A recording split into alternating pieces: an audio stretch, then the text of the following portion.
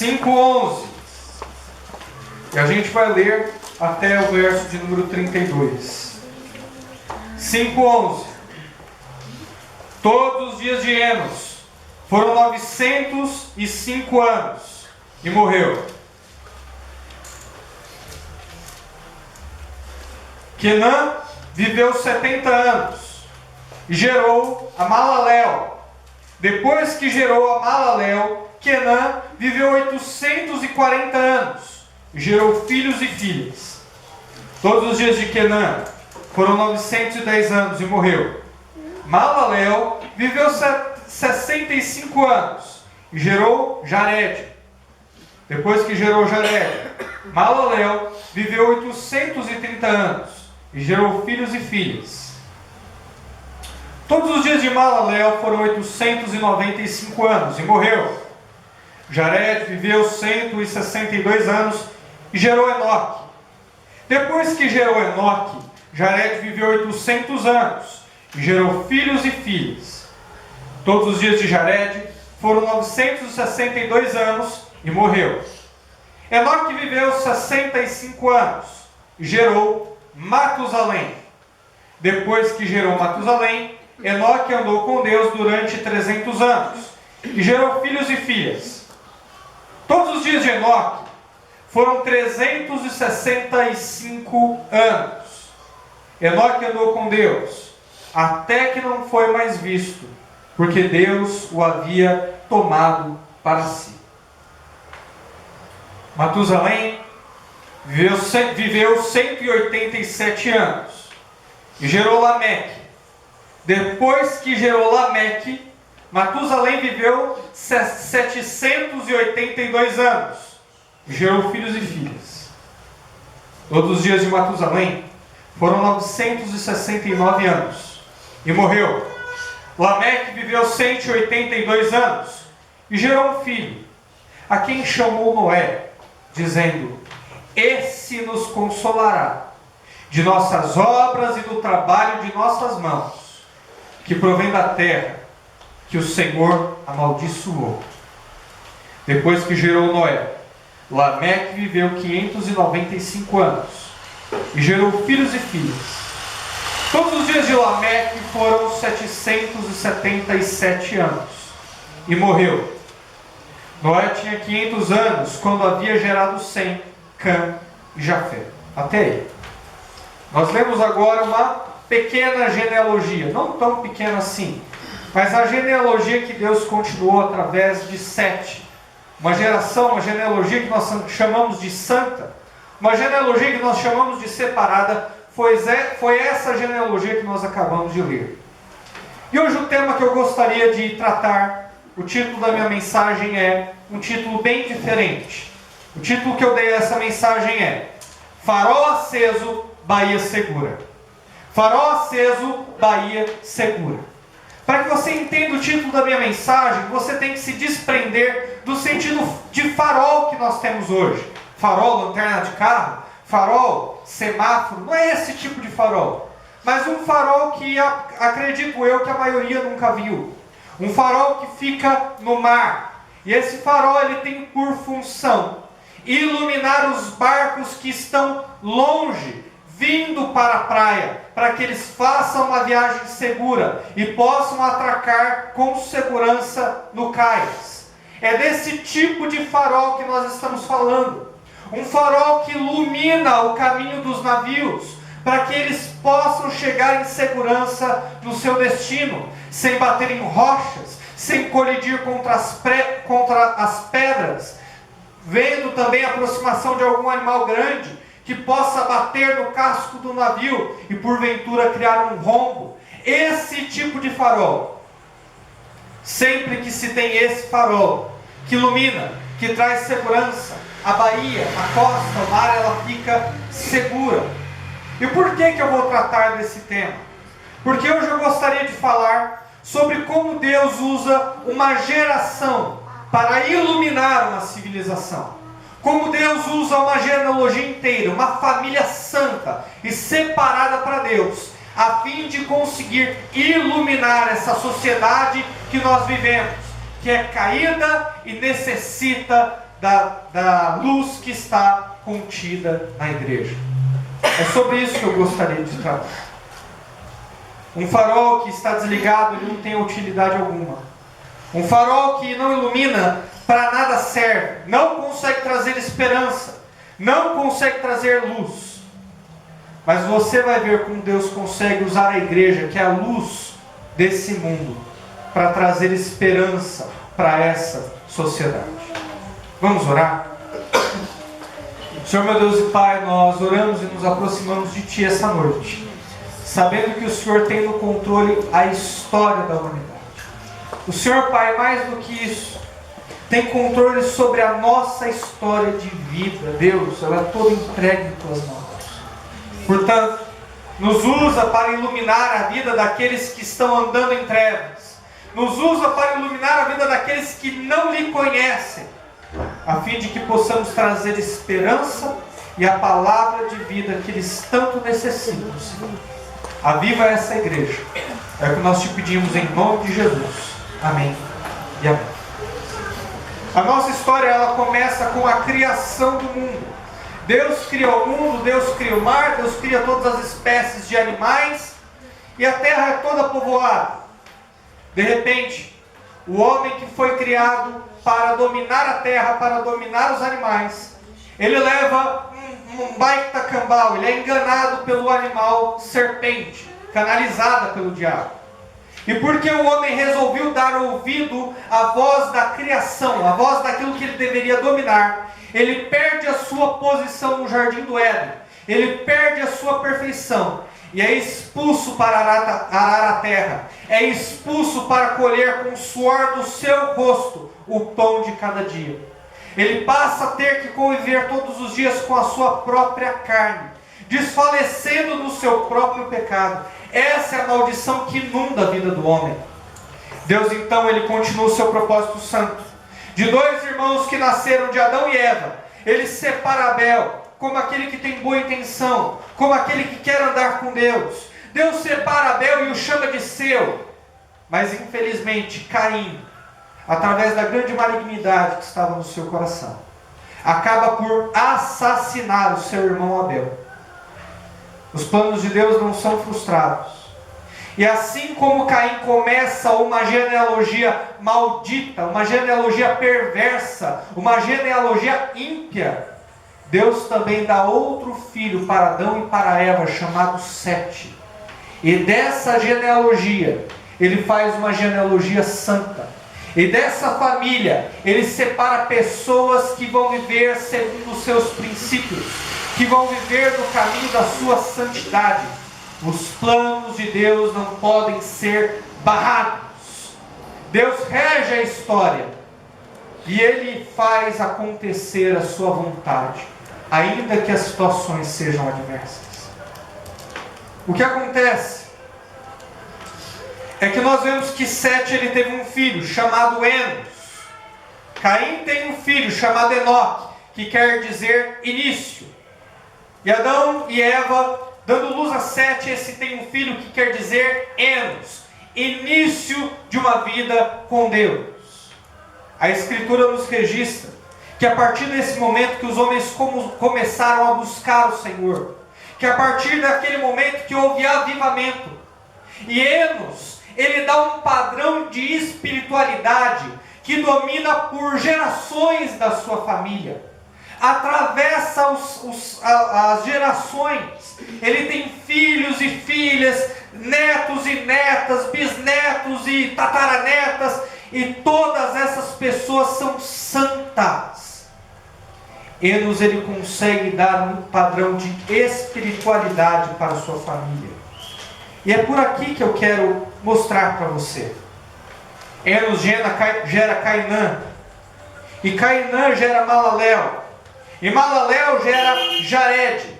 Todas essas três gerações são gerações de homens e famílias, pessoas separadas, que guardam a espiritualidade, que entendem a importância de buscar a Deus, que conhecem o que é avivamento, que amam a palavra de Deus, que ao ouvir o testemunho dos seus avós, dos seus pais, sobre a intimidade que Adão e Eva tinham no jardim, se apetecem e se motivam por isso, e querem essa mesma intimidade e espiritualidade na vida da sua família.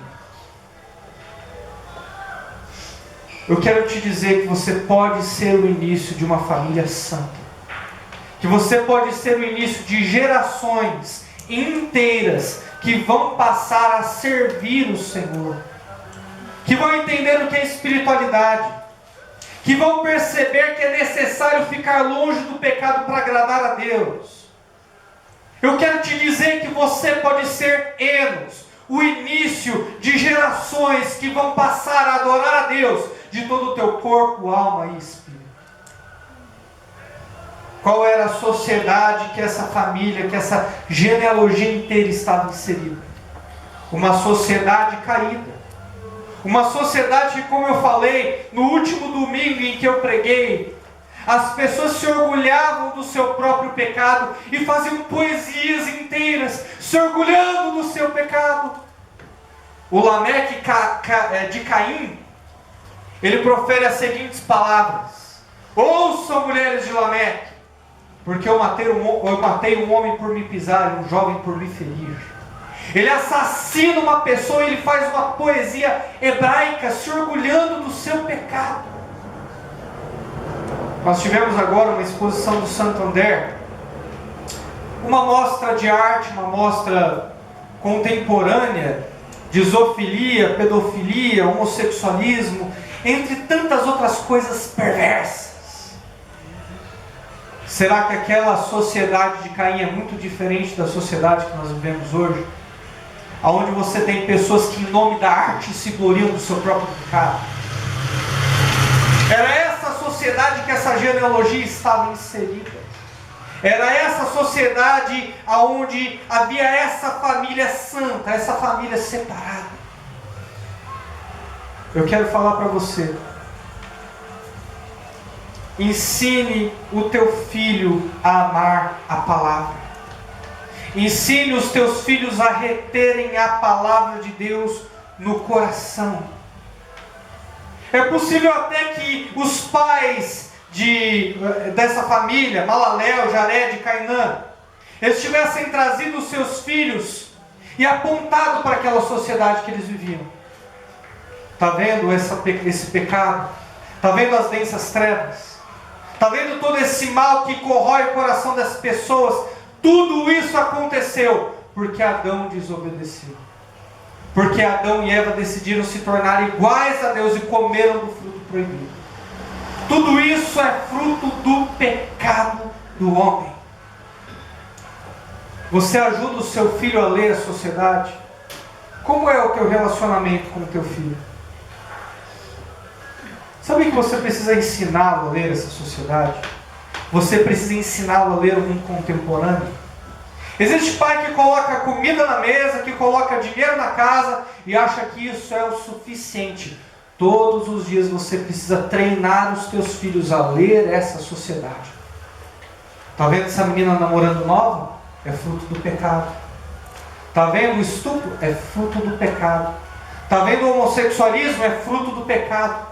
Está vendo a mentira, a perversidade? Tudo isso está avançando, meu filho, minha filha, por causa do pecado. Mas você vai reter a palavra do Senhor no seu coração. Você vai ser diferente. Você vai ser separado. Você vai ser santo. Você vai amar a palavra. Nós precisamos ensinar os nossos filhos, a nossa família, a ler essa sociedade e a se separar para Deus. Ensine o seu filho a reter a palavra de Deus, porque ao ensiná-lo, a palavra de Deus vai retê-lo do mundo.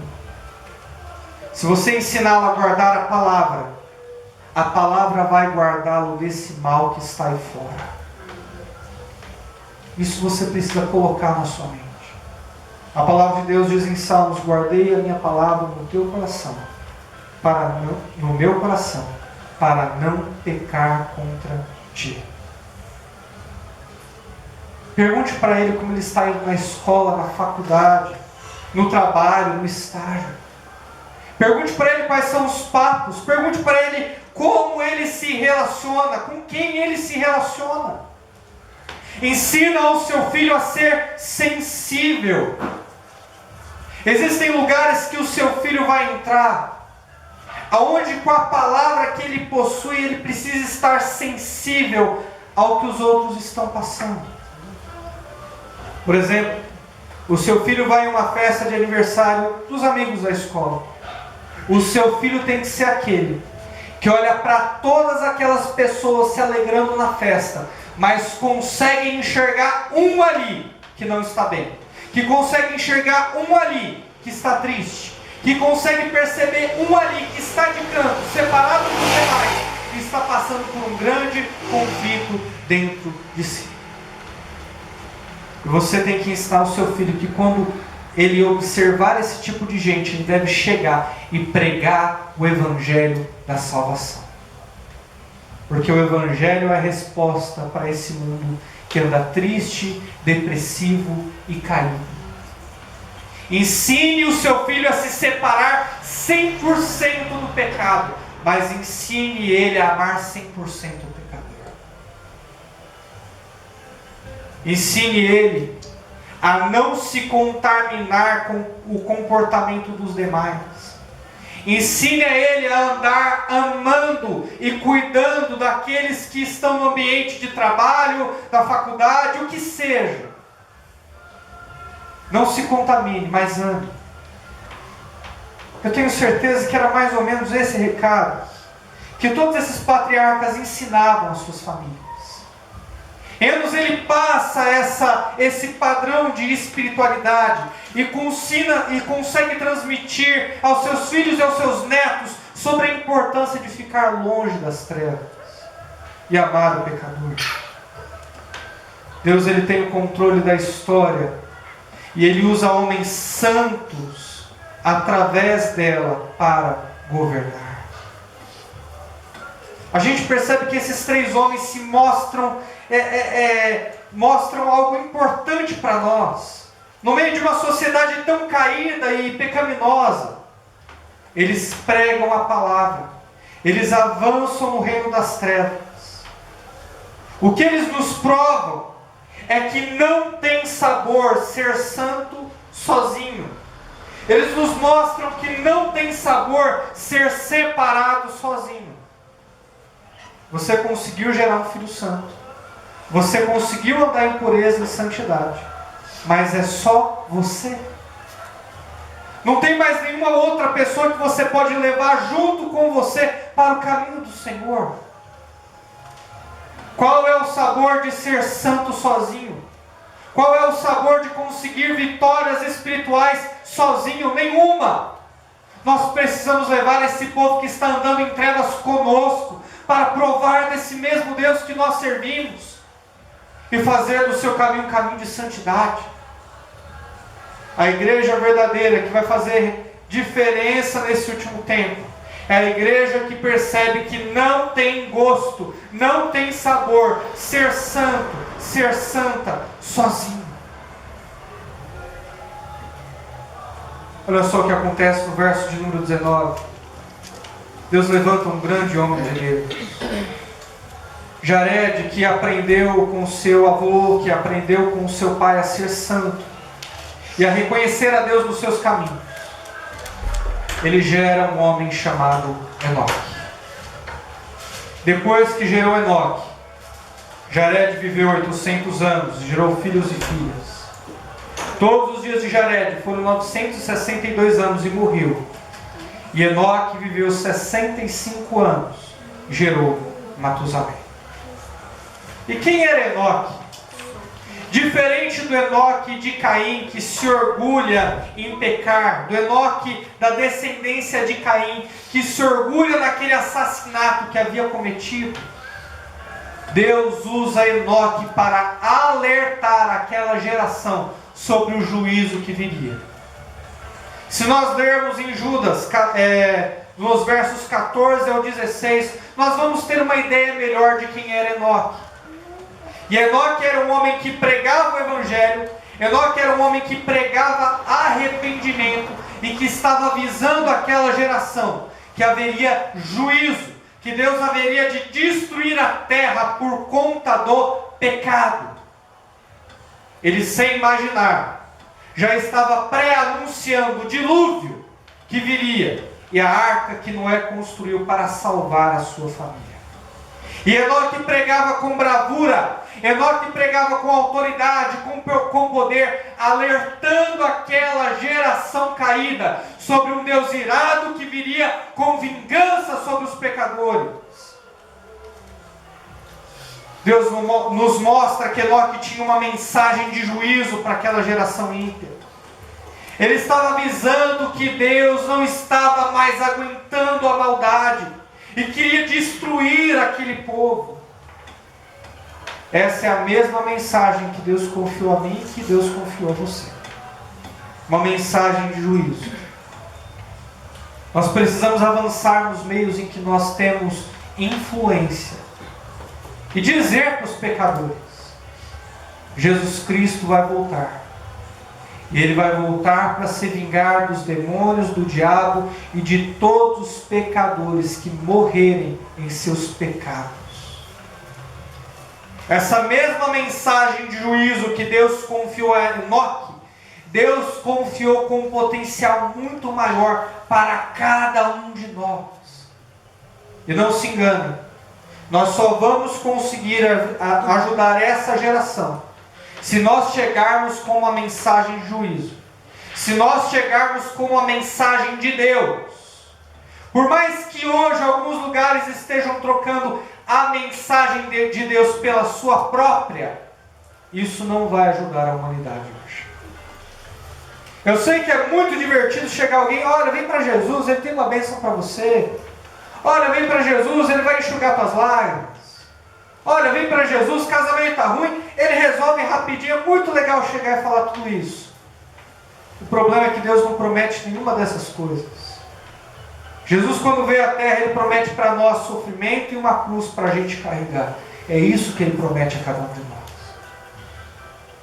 E por mais que Ele tenha vindo como um cordeiro amoroso, acendendo a cruz e derramando a graça para a tua igreja, da próxima vez que Ele vir, Ele vai vir com a sua ira sem mistura e derramará na vida desses pecadores. Pecadores esses que convivem com você. Pecadores esses que muitos que você ama.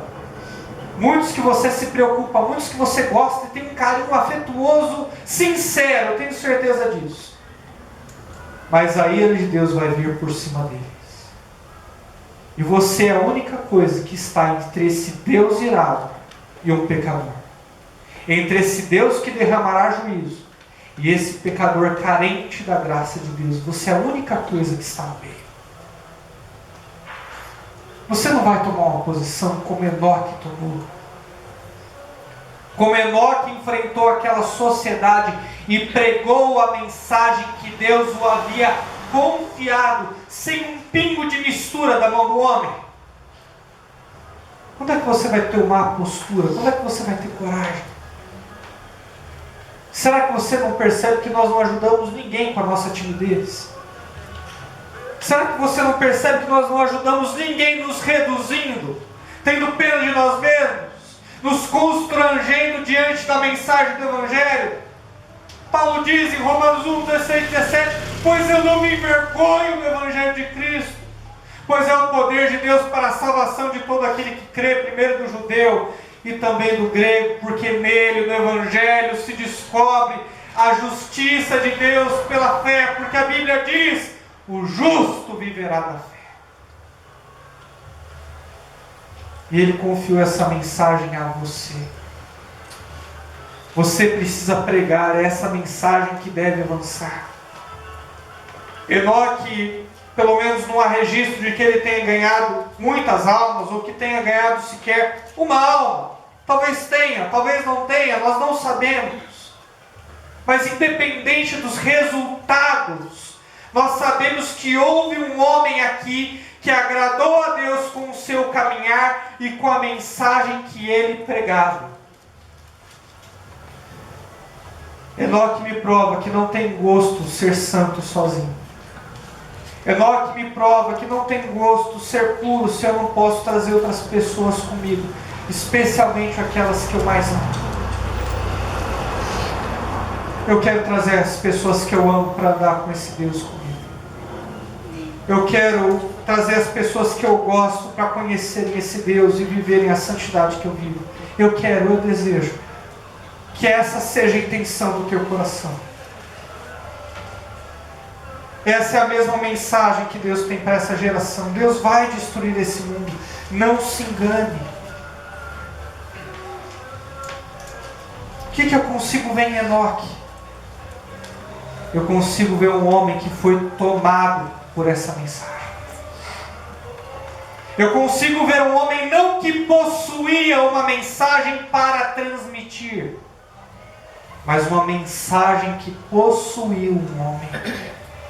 Uma mensagem que tomou conta do coração do homem. A tal ponto que esse profeta já não tinha mais a mensagem, mas a mensagem o tinha e ocupava cada espaço do coração dele. Deus faz proezas quando a mensagem toma o profeta. Deus faz coisas grandiosas quando a mensagem o tem. Quando o homem se vê sem liberdade, mas refém da mensagem de juízo que Deus o confiou, Deus faz verdadeiras proezas. Talvez nós duvidemos disso, mas Enoque está aqui essa noite para falar para nós que nós não precisamos temer, que não resta espaço para dúvida, que o que vai avançar nessa geração é o Evangelho verdadeiro e ele somente. Enoque se revela para nós essa noite como um homem de Deus fantástico. Um homem que reteve o melhor do seu tataravô Enos e dos seus pais. Que entendeu que era andar com Deus, ter intimidade com Deus, desfrutar de um relacionamento pleno com a pessoa de Deus. Que homem maravilhoso! Estudando esse homem, algo passou pela minha mente. Henrique, esse homem deve ter inspirado a vida de Moisés, que buscou ver a face de Deus. Esse homem deve ter inspirado a vida de Josué, que buscou ler a palavra de Deus, tendo cuidado e diligência de fazer como ali estava escrito.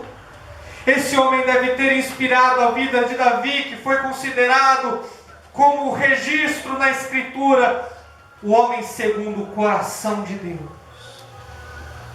Toda essa geração de íntimos que a gente conhece, toda essa geração de heróis que a gente vê, Moisés, Davi, Josué, deve ter sido inspirada por Enoque, esse homem que andou com Deus, que desfrutou de intimidade com Ele. Um homem que a mensagem não tinha. Um homem que a intimidade era o seu maior recurso. Apesar da Bíblia relatar a morte de tantos homens de Deus, o interessante é que ela não relata sobre a morte de Enoque. Uma intimidade que a morte não pôde tomar. Um relacionamento com Deus, um relacionamento tão grandioso e tão lindo, que Deus decidiu tomá-lo para si. Eu imagino, essas são as minhas palavras, que Deus certo dia estava conversando com Enoque, estava desfrutando do seu relacionamento. E então Deus chega para ele e diz: Enoque, esse papo está tão bom, vamos continuar aqui em cima. E toma Enoque para si. É o que a Bíblia diz. 24, Enoque andou com Deus, desfrutou de intimidade com Deus, até que não foi mais visto. É como se a Escritura relatasse: de repente não foi mais visto, de repente não estava mais ali. Conhecia-se o profeta Enoque, que pregava com poder, conhecia-se o profeta Enoque, que desfrutava de intimidade, mas um dia de repente ele já não estava mais ali. Por quê? Só tem uma resposta: pela espiritualidade daquele homem, pela pureza daquele homem, pela amizade que ele possuía com o Criador de todas as coisas, Deus o tomou para si. Deus o tomou para si. Deus não deu à morte o gosto de tomar um homem que era íntimo seu. Que era íntimo seu. Ore para que Deus te ensine a andar com Ele. Ore para que a vida de Enoque te inspire a possuir tal amizade com Deus. Te inspire a possuir tal relacionamento.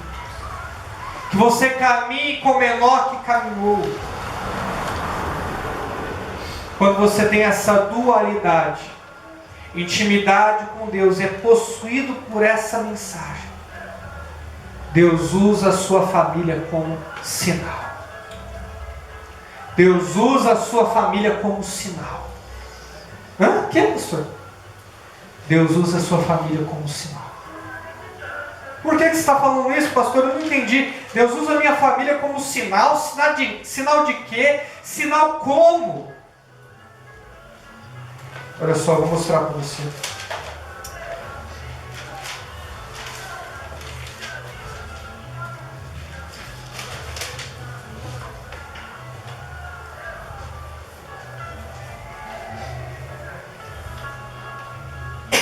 Quem foi o pai de Matusalém? Enoque. E o que quer dizer o nome Matusalém? O nome Matusalém quer dizer o seguinte: é melhor a ideia no original do que o significado em si. Mas o nome Matusalém quer dizer tempo determinado para algum acontecimento. É isso que quer dizer Matusalém. Tempo determinado para algum acontecimento. Mais literalmente falando, Matusalém quer dizer depois disso será o fim. É isso que quer dizer a palavra Matusalém. Depois disso o quê? Parece que em determinado dia, Deus revela para Enoque que o seu filho ia ser um sinal de algo que viria, um sinal da mensagem que ele pregava. E Matusalém, nós sabemos todos que é o homem que mais viveu na Bíblia. É o homem que teve 969 anos. É muita coisa, é muito tempo de vida. E por que Matusalém viveu tanto tempo assim? Matusalém viveu mais tempo do que os seus filhos e netos. Então, não houve ninguém que viveu como Matusalém viveu. Ao passo do seu filho segundo a carne morrer e ele continuar vivo. Por que Deus o manteve vivo? Por que Deus guardou Matusalém? Parece que a vida de Matusalém serviu como ilustração do sermão do seu pai. Parece que a vida de Matusalém era o grande exemplo da mensagem que Enoque carregava. Quando você se propõe a ser um farol no meio da escuridão, como aquele que eu disse na introdução, como você se propõe a ser luz no meio dessa geração caída, Deus te dá uma família santa, como fruto daquilo que você é em Deus. Deus te dá uma família santa como exemplo e como registro daquilo que você vive. Matusalém era fruto de um relacionamento íntimo do seu avô.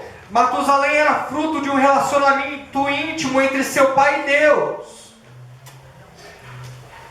Matusalém servia como luz para aquela geração caída. Ele podia motivar os seus filhos e netos no caminho da verdade. Matusalém falou com seu filho Lameque. Matusalém falou com seu neto Noé. Eles desfrutavam de conversas, de papos, eles desfrutavam de intimidade. É tão bonito ver algo do tipo? Não, você já imaginou? Um senhor, um avô de 80 anos de idade. O filho daquele homem é santo. O neto daquele homem é santo. O bisneto, o tataraneto, a geração, aquela família toda criada no Evangelho. O mesmo tipo de relacionamento que o tataravô viveu, o tataraneto também vive. Porque é forte, porque é aparente essa intimidade. Eu gostaria de poder viver isso. E conseguir andar com todos os seus netos, bisnetos, tataranetos, que coisa grandiosa. Mas o que Matusalém apontava? Matusalém, se você for fazer um cálculo mesmo, eu vou dar uma passadinha aqui que eu sou advogado, pastor, duas péssimas misturas para matemática. Mas eu vou falar para você. Matusalém foi vivendo, depois de 187 anos, ele gerou Lameque. E Lameque, depois de 182 anos, gerou Noé. 187 veio Lameque, 182 anos veio Noé, dá 369 anos. Pode confiar em mim, dá mesmo. Eu fiz o cálculo em casa com o calculador. E a Bíblia nos revela que Matusalém ele viveu 969 anos. E que quando Noé tinha 600 anos de idade, Deus fechou a porta da arca e veio o dilúvio. E a arca então flutuou em meio a toda aquela geração que morreu pelo juízo de Deus. Sabe em que ano Matusalém morreu? No ano em que veio o juízo e o dilúvio sobre a terra. Depois disso, depois da morte de Matusalém, será o fim. Por isso que Deus o preservou, por isso que Deus o guardou, porque ele apontava para o juízo, ele apontava para algo maior. Você já conseguiu imaginar isso? O seu filho sendo exemplo daquilo que você viveu em Deus. Os seus netos serem a ilustração do sermão que é a sua vida. Enoque, Lameque, Matusalém, Noé fizeram parte de uma família que tiveram essa graciosa oportunidade.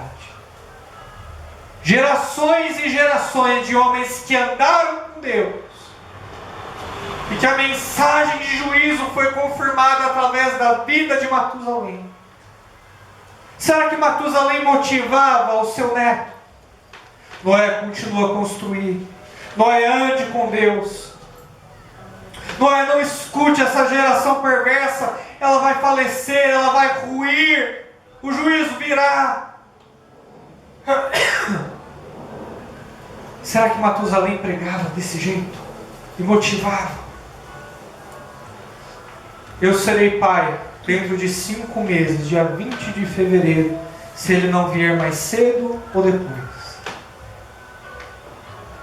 E assim como a minha mãe é uma mulher de Deus, como eu, pela graça do Senhor, tenho andado, tenho procurado viver a realidade do Evangelho, como minha esposa eu quero que o meu filho e o meu neto, o meu bisneto, também andem no caminho do Senhor. Porque eu sei que eles são a resposta para a sociedade caída. Eu sei que eles são a resposta para toda essa maldade que está acontecendo. Eu sei que eles são esse farol. Eu sei que eles podem iluminar e trazer esperança para muitos. Eu sei que pessoas só terão destino se iluminados por eles. Eu tenho essa esperança. Como Enoque nutriu essa esperança. Como Matusalém foi o exemplo do seu sermão. Como Lameque, como Noé fizeram.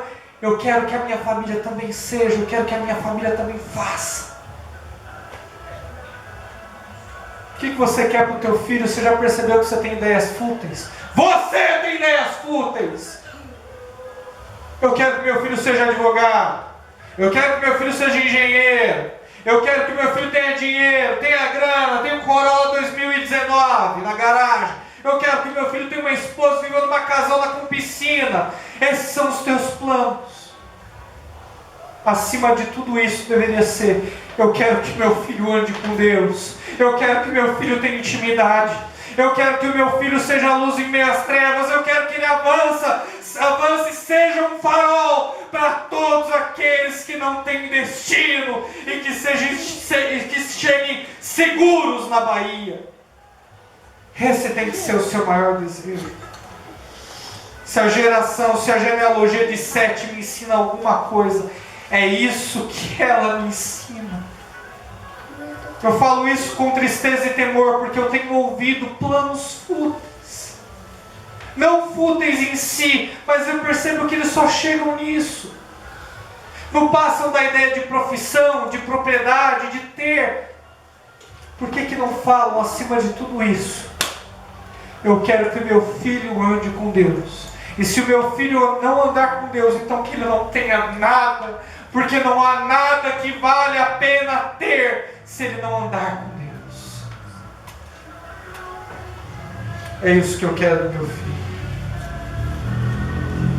Você tem que desejar que os teus filhos e os teus netos reconheçam o teu caminhar.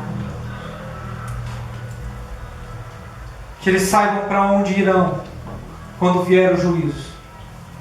Que eles saibam que estão seguros nas asas do Altíssimo, mas que precisam alertar essa geração. Talvez Matusalém acreditasse que Noé fosse o cumprimento da profecia de Gênesis 3,15. Virá alguém, virá o seu descendente que pisará na cabeça da serpente, mas ele ferirá o calcanhar. De fato não era ele. De fato não era Noé. Isso iria acontecer séculos mais tarde, através da vinda de Cristo Jesus, que definitivamente esmagou a cabeça da serpente ali naquela cruz. Mas Noé, ele era o Consolador. A palavra Noé, ela quer dizer descanso. E Noé perfaz então uma espécie de ilustração do Espírito Santo. Como é que Deus vai usar a sua genealogia? Como é que Deus vai usar a sua família? Deus vai usar a sua genealogia, a sua família, para consolar toda essa geração. Eu quero, em nome de Jesus, que os teus filhos, que os teus netos aprendam a enxugar lágrimas. Eu quero que eles aprendam a trazer alívio. Eu quero que eles possam ir para todos os lugares, escolas, faculdades, que hoje são a representação exata de becos, favelas, lugares escuros, que eles possam ir para todos esses lugares e proclamar a boa nova e dizer: Deus tem esperança para você. Deus preparou uma arca chamada Cristo Jesus, e nela você está seguro, e nela você está confortável, nela você tem esperança de futuro. Todo o seu passado pecaminoso é apagado e uma nova história começa agora. É isso que eu desejo para a vida dos seus filhos e dos seus netos. Que eles aprendam a consolar. Que a mensagem tome os seus filhos. Que eles andem com o Senhor. Que eles sejam esse farol majestoso, imponente, grandioso, que no meio da pior tempestade da noite mais escura, eles estão bem ali, iluminando e deixando a Bahia segura. Fique de pé, vamos orar.